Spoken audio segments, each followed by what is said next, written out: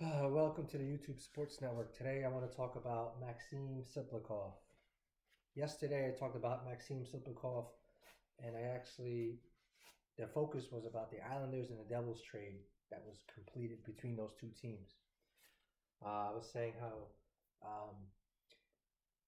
I had Artemi Panarin in a possible trade scenario going to the Islanders, and a couple days later, the Islanders made a trade with the Rangers, but it didn't involve Panarin and involved Carson Soucy.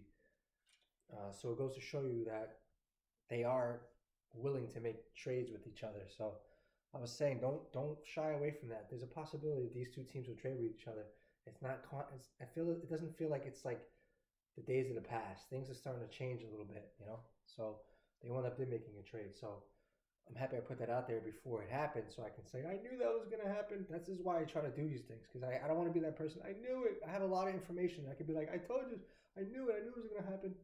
But maybe there's some value in that down the road when I can organize it in a certain way to not try to give off this impression that I'm like being conceited or overly confident or like full of myself. But I just there's things I wish I was able to get out in a timely manner to be able to boost my reputation in some way, or at least get ahead of the game, or at least be in the game.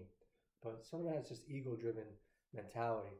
But we all, in some way, are driven by it because we all feel like we need to identify with that to make a name for ourselves, to be like, to put our place in the world. So I'm still battling with that.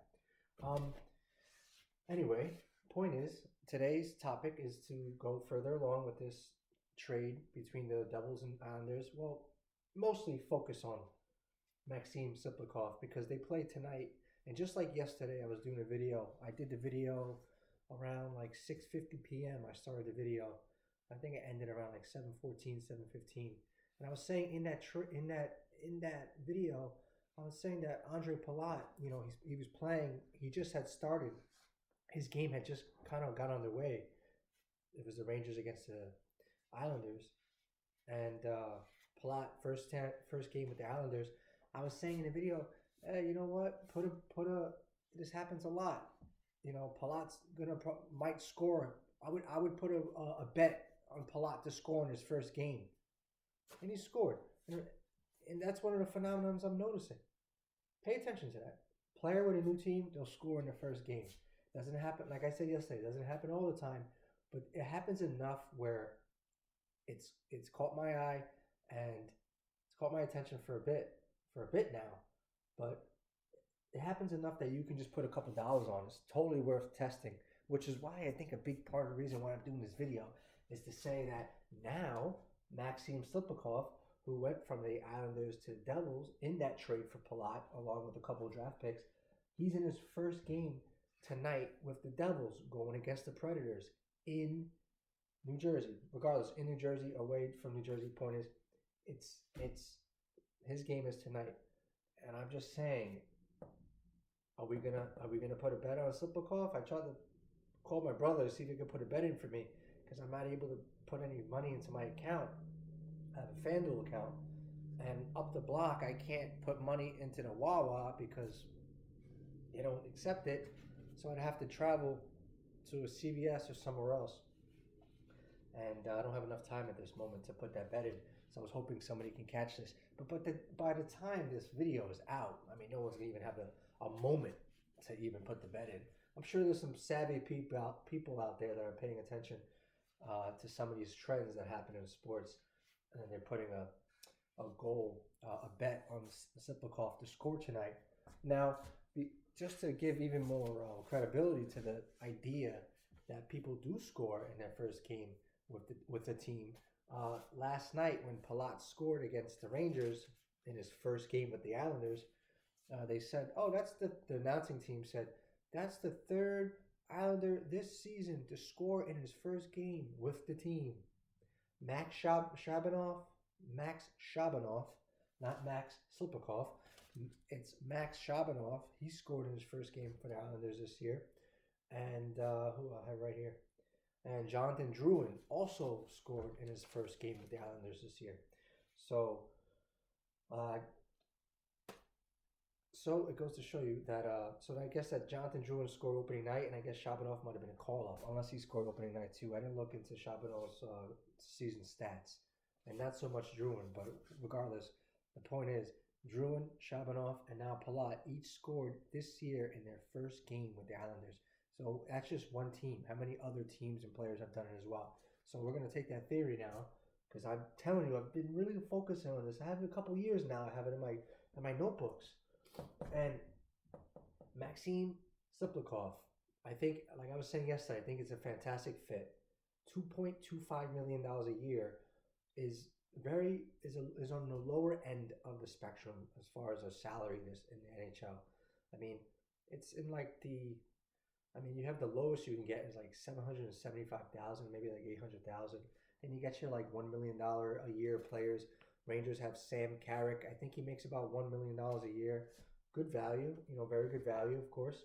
And then you get a guy like Siplikov, right, in the 2.25s, in those $2 million range, where it's such an easy buy-in. It's such an easy entry point. It's an affordable entry point to get a player of his caliber. That's great value. And he's having a down season. Everyone's talking about, he's playing less than 10 minutes a game. But I think that's standing. I think that stands to change tonight with his new team and with the Devils. And they have a couple Russian-born players on that team. I just feel like it's just like the perfect fit. Islanders had a couple as well. I believe they had one or two. But Shabanov, I believe, is Russian. Point is, the Devils have a couple Russian guys on their team. If that means anything, sometimes it does. But just to give you guys an idea, this is what the goals for and goals against are for the Devils this year. And they're having a down season, but there's a reason for it.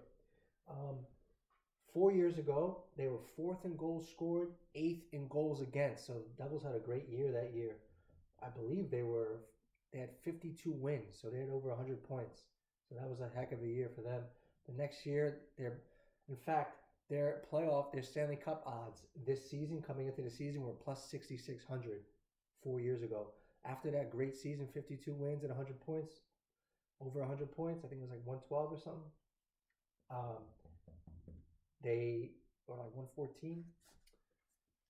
Don't quote me. And once I start going with the numbers, it's like I gotta solve it. I gotta move on. The very next season, their odds for the Stanley Cup went to plus 1,100. So they shot up the rankings, and then they missed the playoffs.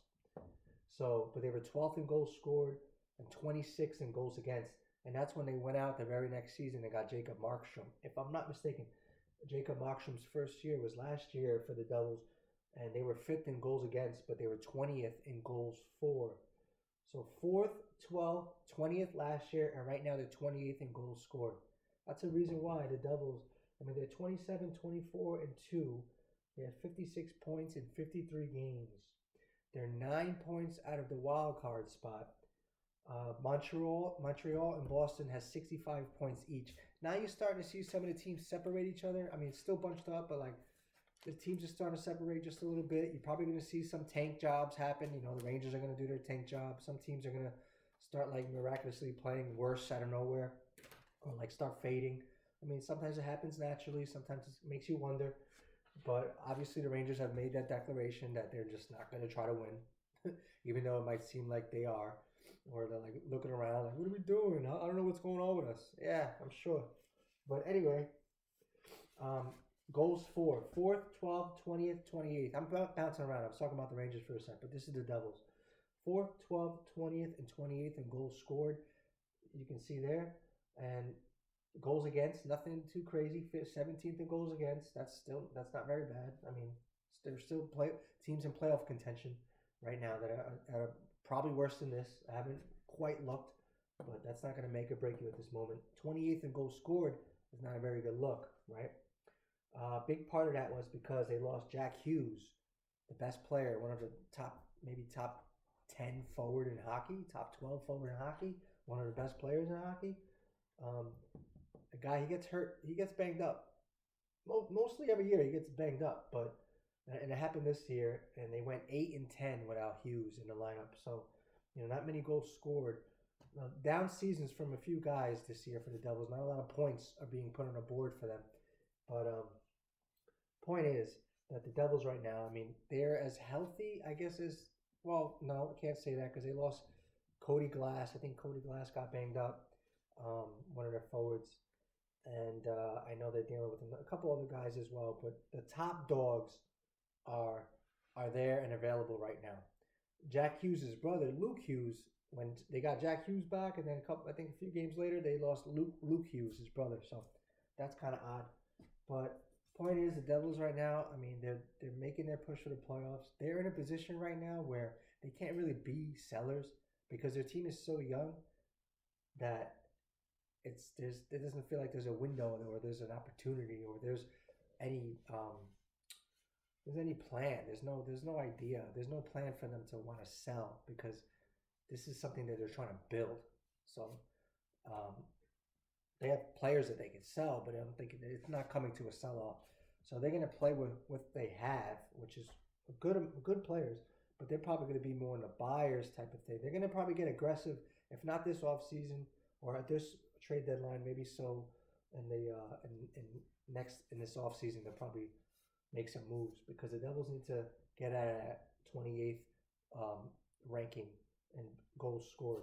But that's my thing with the Devils right there. But Maxim Slipikov, he reminds me. I was thinking about it. He reminds me of Marian Gaborik. I know I said yesterday Martin Straka, Michael Nylander, Jaromir Jagr. The way they play the game, the pace. It's the certain pace. He plays with a certain pace. He slows the game down. He makes good, slick moves. He's nice with the puck. He's not overly flashy, but it's the way he moves with the puck. He's very slick with the puck, and I love seeing hockey players play like that. And he carries the puck like a Marian Gaborik, like out in front of him, or like a Sasha. They call him Sasha Barkov. My God, but Barkov on the Florida Panthers, they stick handle with it all out in front of them like that, sort of like the long reach. Very, very good, very slick skater and playmaker, and I think his grinding out. Miles Wood was a member of the Devils for a few years, and he was a more of a straight liner, uh, legitimate power forward in the sense where you're getting the full package there. He'll play a physical game. He has a pretty good shot. He plays an upbeat tempo game, maybe a little bit more faster than a guy like Slipikov. But I'm just saying that a guy like Slipikov, in that the Devils are familiar with these type of big body, grinded out type of guys, and I think he just fits well there. His skill set is pretty unique. He fits well there, and I want to know, does he score a goal tonight for the Devils? Very, very underrated. I feel like he's an underrated player, and I think he's going to fit in really nicely with them. And I'll tell you what, if I had a couple dollars, I'd put it on Slipikov to get a goal tonight. First game with the team. Let's see how it works out. I'm out of here. Thanks for listening to the YouTube Sports Network. Until next time, I'll be back. We're going to talk about the Rangers, too. We're going to talk about the Rangers. There's some rift going on. Will Cooley, I still can't say that name, and I'll probably get it. By the time I get it, he'll be traded to another team. Will Cooley. Anyway, him and Mike Sullivan got some type of beef going on. They have a difference in offensive philosophy. Will Cooley wants to go to be a dangler. He wants to evolve his game. Mike Sullivan's saying, kid, you're just a north and south type of guy. I want you to just play a hard-nosed power forward, like I'm describing a Miles Wood. That's the type of hockey coaches, they like that. Everybody has a role. But Sullivan, I really wants Cooley to be that north-south guy. Cooley wants to now become that more east-west north-south guy. Play the whole, maybe add a little bit more east-west to his game. You're seeing him handle the puck with confidence more, and he's getting a little bit better at it, I must say. So, and you can see that he's two strong, headstrong guys. Cooley and Mike Sullivan are two, I feel like, stubborn or like set in their ways and headstrong guys. That doesn't make them bad people, but those are two, like, this is the way I see it. I know what I am, and he's like, I think I know what you are. So it's just butting heads. I feel that's kind of what I'm sensing. And also, I just got to say, New York Rangers last night, they had Dave Maloney, and they had like somebody else I didn't even recognize or listen. I didn't see the guy, but I don't know who was calling the Rangers game yesterday. All I know is that when I wrote on a note, I said the Rangers announcing team yesterday was like when you watch the Three Stooges and they have like the fourth and fifth Stooges playing. Remember Joe? There was a guy named Joe. There was Shemp. Shemp was like the main alternate for the Three Stooges. Shemp was like the fourth Stooge who got a lot of time. And then there was a guy named Joe. I think there was a bigger Joe and there was a skinny Joe. Point is, I'm listening to broadcast. The Rangers have changed up their lineup so many times in the announcing team, and that's one thing I'm kind of kicking myself in the ass for because I really sensed. I was like, you know what? It's going to be a carousel an announcing team until they figure out next year, who's going to be like a more steady presence in the booth. Dave Maloney, Kenny Albert, Brian Boyle. I mean, I don't even know who. Some other names I saw. I don't even know. I didn't recognize Monaco, maybe Alex Monaco, something like that. Maybe he's the betting guy. Point is, I wrote that fourth and fifth Stooges. The Rangers are giving up their season. They're even alternating. They're even bringing in guys in the announcing booth uh, to fill in for the superstars they have there because everyone's giving up on the season for the Rangers. It feels like. All right, that's my point. I'm done. Let's see if Siplikov scores tonight. Thanks for listening.